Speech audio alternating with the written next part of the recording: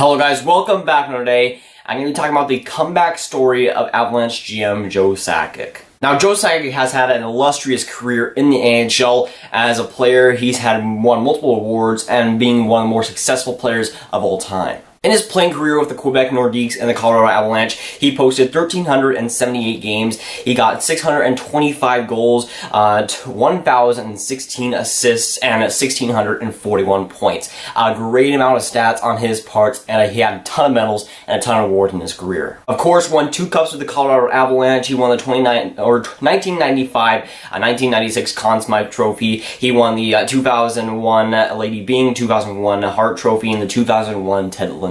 Now, when Joe Sakic retired from the NHL in the 2008-2009 season, he spent a couple of seasons away from the game of hockey, spending time with his family, and kind of just recharging a little bit. Now, Joe Sakic would end up returning to the NHL and returning to hockey in 2011 to join the Colorado Avalanche in an executive advisor role and also an alternative governor role with the Colorado Avalanche. He would end up having those 2 roles and those 2 jobs with the Avalanche for a couple of years. He would have a couple of successful years there in those 2011 and 2013, where in May 10th, 2013, he was promoted to an executive vice president of the team, and that season, the Colorado Avalanche did pretty well. And of course, that next season, the 2013-2014 season, was a really big year for the Colorado Avalanche. Patrick Roy, their coach, they were, I think, 3rd in the entire NHL. A really successful year from them, and a lot of their players stepping up into big roles, then making the playoffs, losing a round 1, but overall, a very successful year for Joe Sakic in that role and the team in general. Colorado Avalanche posted a 52-22-8 record that season, being one of the best teams in the NHL, and surprisingly so. Not a lot of people expected them to be that good, but the team really rebounded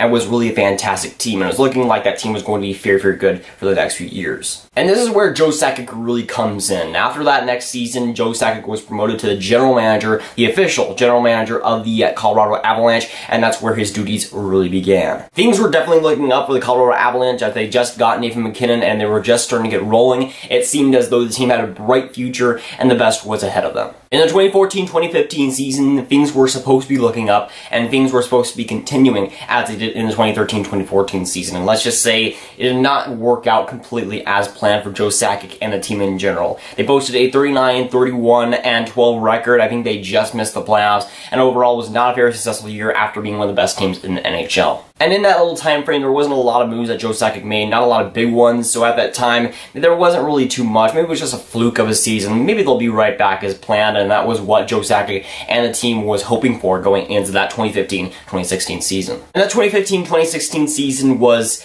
average, to say the least. They put it 39-39-4 record, not good enough to make the playoffs, of course, in that crazy Central Division, and it was obviously a disappointment to the fans and the team in general. After that, what was looking like a fluky season in 2015, they were looking to improve on that and to keep going, and of course, at that point, I'm pretty sure Patrick Roy was fired, and the team overall was not looking in the greatest direction. And if you thought things were bad for Joe Sakic and the Colorado Avalanche when they missed the playoffs 2 straight years after having a phenomenal 2014 season, yeah, it gets a lot worse. The Colorado Avalanche go for the 2016-2017 season, I think 20 games through. They were looking okay. They were like 10-10, something like that. They weren't looking terrible yet, but as the season progressed, they kept losing and losing and losing, and it seemed like it was every single game where they started losing. At the end of the year, they ended up having one of the worst records, if not the worst record, in the salary cap era. They posted a 22-56-4 record, which, if you're a young hockey fan, you might not know that it's that bad, but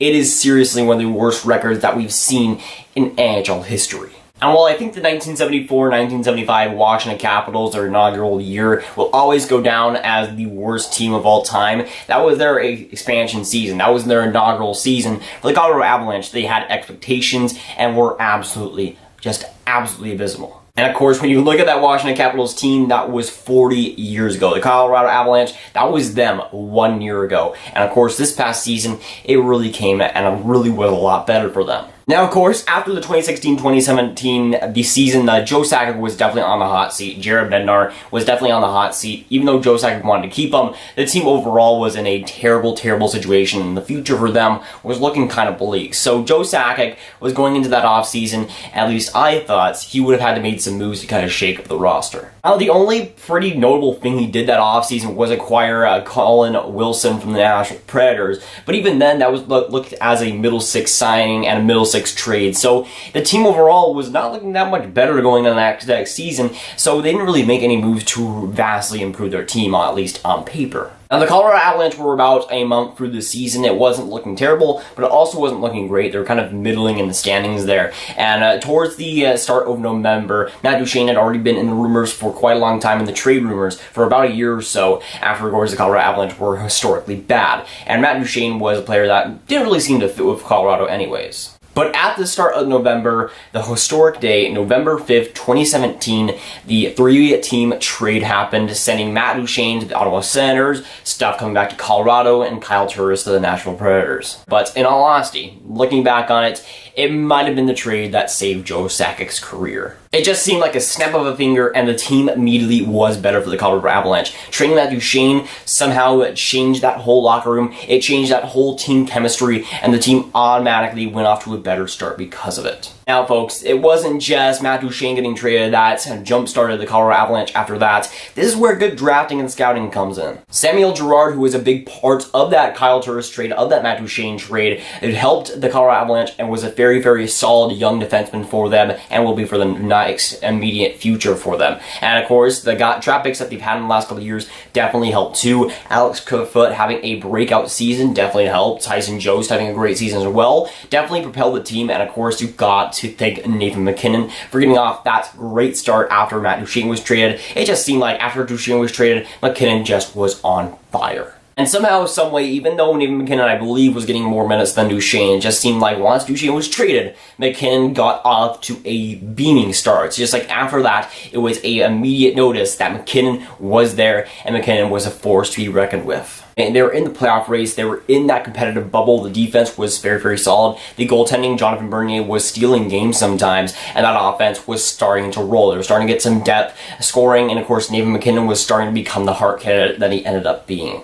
And of course, as I said before, the Colorado Avalanche didn't really make any moves going into that next season. They got Colin Wilson as a trade, but that was pretty much it. The team overall was not looking that better, much better on paper, and it was looking to be another forgettable season for them. But with that drafting, with those young players coming up, and of course with Nathan MacKinnon fulfilling that first overall potential, everything really turned around for them in a snap of the finger. They ended up making the playoffs by one measly point over the St. Louis Blues in one of the final games of the season to make the playoffs and to go versus the Nashville Predators. In that first round, they looked very impressive and looked like an actual playoff team. After being one of the worst records in the NHL, they go and play fantastic versus the Nashville Predators. And yes, even though they did lose in round 1, they had a lot of potential and they had a lot of pride taking the Nashville Predators to 6, taking them and really battling it out. It seemed like Colorado was the better team for some of that series, and that's something to be proud of, especially for the Colorado Avalanche, who were one of the worst teams of all time just a year ago. The Colorado Avalanche jumped from one season of about 40 points to the next season of 96 points,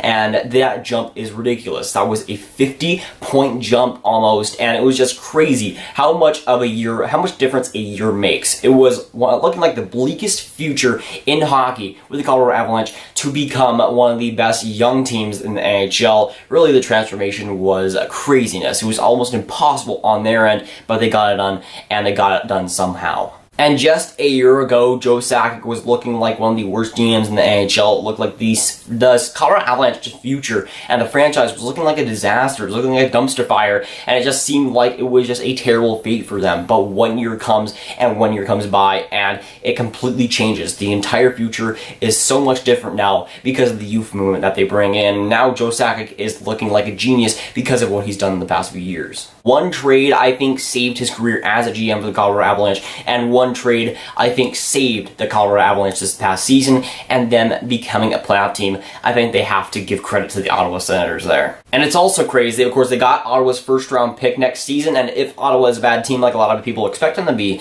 Colorado Avalanche have a great draft pick for the future, and have a great pick and looking to be a very good draft as well. And even if they miss the playoffs, they got another pick and a very, very good draft class. So really, if they win, Yeah, that's good for them, but if they lose, they aren't really screwed either. So one of the more lopsided trades in NHL history, and for the Colorado Avalanche, that was what they needed. That's what salvaged their season and possibly their entire franchise. Their future is looking fantastic right now, and you gotta test that a little bit to Joe Sakic, pulling that wizardry out of the Ottawa Senators, and really one trade is all it took for the Avalanche to be in one of the best positions in the NHL. And for the Colorado Avalanche to be one of the worst teams ever in the NHL history to become a playoff team the next season. It's one of the biggest transformations we might ever see in the NHL, and we might not see something like that again. And it's not just a Colorado Avalanche comeback, it's not just a Joe Sakic comeback, it's one of the biggest comebacks that we'll ever see in the NHL. So I want to hear from you guys. What do you think about Joe Sakic transforming the Colorado Avalanche from one of the worst teams in the NHL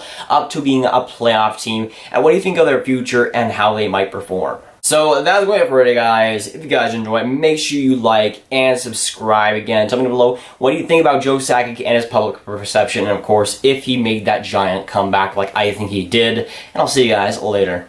Goodbye.